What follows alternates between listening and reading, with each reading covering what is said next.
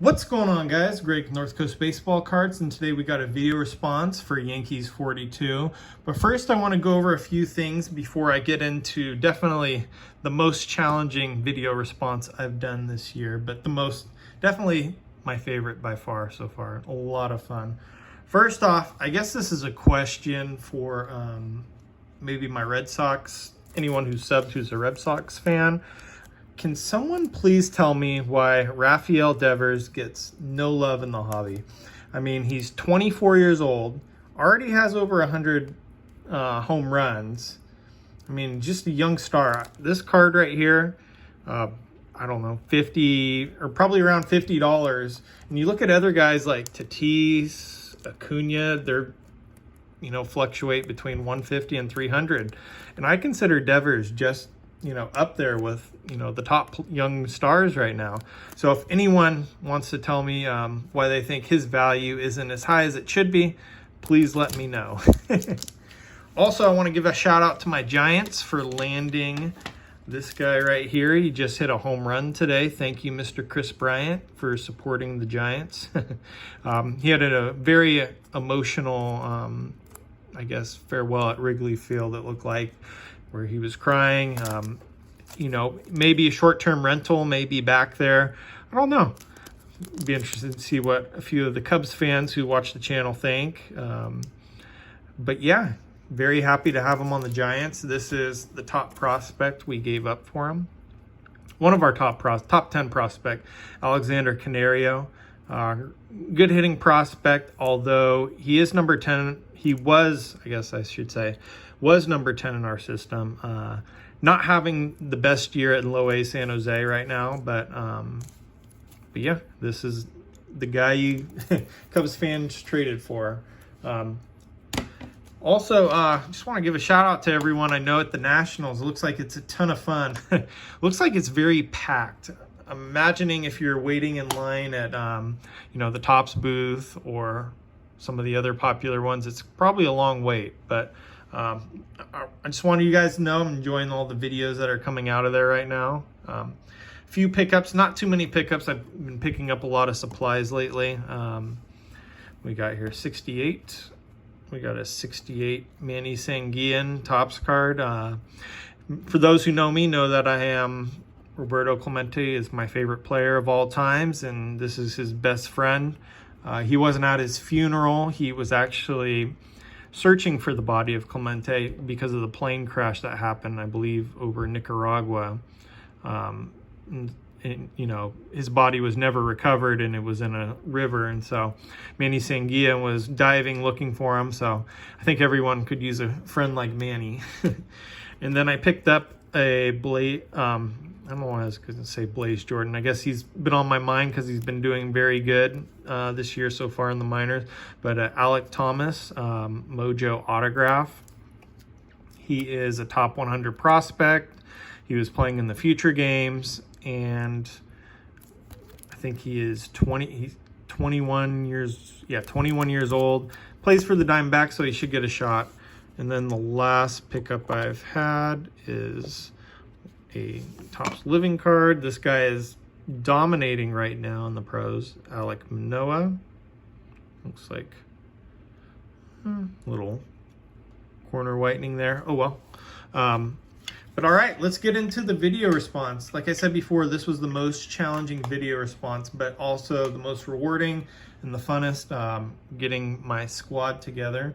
So what Magnus, Yankees42, wanted us to do, he wanted us to construct a baseball team, 14 total players, 9 position players, 5 starting pitchers.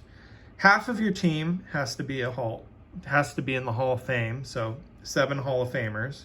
The other half, non-Hall of Famers, but retired players. So we're talking retired stars, guys like Dale Murphy, players like that. And then to make it even harder, half have to be left-handed hitters. The other half have to be right-handed hitters. And you have to alternate between right-handed hitter and left-handed hitter in your lineup. And the same with your pitching staff. So if you start off with, say, your starting pitcher number 1 is a right-handed pitcher, you have to do a left-handed pitcher next. And then there's a max of 3 players can be from one team. So I could only choose 3 of my Giants players, which you guys know I did already. So let's start off with leadoff. We have a Hall of Famer. He is my shortstop, Mr. Cub. We have Ernie Banks, one of the greatest players of all time, obviously. 14-time All-Star, Hall of Famer, 512 career home runs. But yeah, one of the best to do it. That is my leadoff guy at shortstop. And then second base, we have Charles Gehringer. He obviously threw right-handed if he played second base, but he was a left-handed hitter. 6-time All-Star. Did a tour in Japan. Very cool guy. I believe Magnus did a video on him previously. Just very interesting guy. 320 career batting average. I think he played 19 years in the major leagues. So that would be my second baseman. And then for right fielder, we have another Hall of Famer. I don't know what more I can say about him that I haven't said already on the channel. Humanitarian, Hall of Famer, 15-time All-Star, 3,000 hits, 12-time Gold Glove winner. Mine and my dad's favorite player. So we got Mr. Roberto Clemente batting number 3 for us.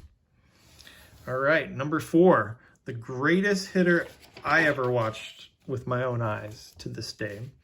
Left fielder, left-handed hitter, non-Hall of Famer. We got Mr. Barry Bonds, 14-time All-Star, 7 MVPs, 8 Gold Gloves, 12 Silver Sluggers. You guys all know the home run records. And like I said before, I know some people have very strong opinions about Barry Bonds, but to me, the greatest hitter I ever watched.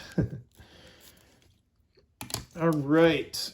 Number 5 in center field, we got Mr. Say Hey Kid, Hall of Famer, Willie Mays, 24-time All-Star. Dang, that's a lot of All-Stars. 12 Gold Gloves, 660 home runs, over 3,000 hits, over a 300 career batting average too. So obviously I would prefer to make my lineup all of Giants, but I was limited to 3, and I'm definitely got creative with that. So batting 6th, non-Hall of Famer at first base, it's Will the Thrill, Will Clark. I would argue he had a 303 career batting average. I would definitely argue that if he continued playing, I think he only played 13 or 14 seasons. I think he could have been in the Hall of Fame argument. But he didn't play long enough, but beautiful. He had that prototype, beautiful left-handed swing. So number 7, Hall of Famer at third base, arguably one of the best third basemen ever, Mike Schmidt. Got an auto bat relic of him. 12-time All-Star, 3-time MVP, 10 Gold Gloves, 6 Silver Sluggers, over 540 home runs. Just, definitely an iconic player from the 70s. And 80s.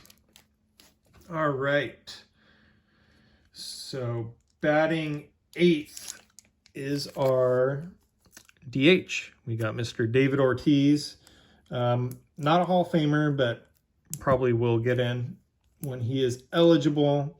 Everyone knows what he did for the Red Sox. 3-time World Series champ, 541 home runs. Definitely hilarious personality. Happy we didn't lose him, because of a few years back or was it last year or the year before, when he was almost shot to death in the Dominican Republic. And then our 9 batter, another non-Hall of Famer. We got from the floating head card, catcher Bill Freehan. 11-time All-Star, 5 Gold Gloves, played 15 years for the Tigers. I think he had the highest career fielding percentage until 2002. Definitely a catcher I would want on my team. Who else is on this card? Yeah, no one of serious note of the other floating heads, but definitely one of the best catchers to do it of all time. So starting pitching, and like the, just like the lineup before, rotating between left-handed and right-handed pitchers. First off, we'll start off with a lefty. I have to go with lefties because I'm left-handed. Got a Warren Spahn, 363 career wins, 17 All-Stars, All-Star appearances, Cy Young winner. He played a long time. But yeah, Warren Spahn would be the ace of my staff. And then Hall of Famer, strong number 2 starter would be Mr. Pedro Martinez. Definitely one of my favorite players to watch, in the 90s and early 2000s. 8-time All-Star, 3-time Cy Young winner, sub-3 ERA for his career. Like watching him on the Baseball Network as well. I think he's a good personality on there. All right. Another one of my favorite left-handed pitchers who is not a Hall of Famer, Johan Santana. He played 12 years. I think one of the best changeups we've seen in the game, and I guess ever. He would just dominate with that. I think in 05 or 06 he was a Triple Crown winner. Dominant changeup, like I said before. All-Star, 2-time Cy Young winner. But yeah, he was freaking awesome to watch pitch, I'll tell you that. All right, right-handed pitcher in our 4th spot. Another non-Hall of Famer that a lot of people would argue should be in, Louis Tiant. Let's see, he played 18 years, 3-time All-Star, 229 wins. He had 3.3 ERA, 2,400, a little over 2,400 Ks. One of those guys who's was on the cusp of getting in, but just hasn't got in yet. Same with my 5th and final starter in the rotation, non-Hall of Famer. We got Jim Cott, or Cott. I always forget how to say it, but I like him on the MLB Network. I'm interested when he's analyzing games. Seems like he's going strong for his age. He has 283 career wins, over 2,400 Ks, 16-time Gold Glove. So this guy could fill this position for sure. 3-time All-Star. So he would round out my squad. But anyways, guys, I appreciate you watching. And like I said before, once we get closer to 200 subscribers, I will let you guys know about my giveaway that'll involve a video response. But anyways, Magnus, I really appreciate you, dude. This was a very fun video to make. Yeah, I'll catch you guys on the next one. Take care.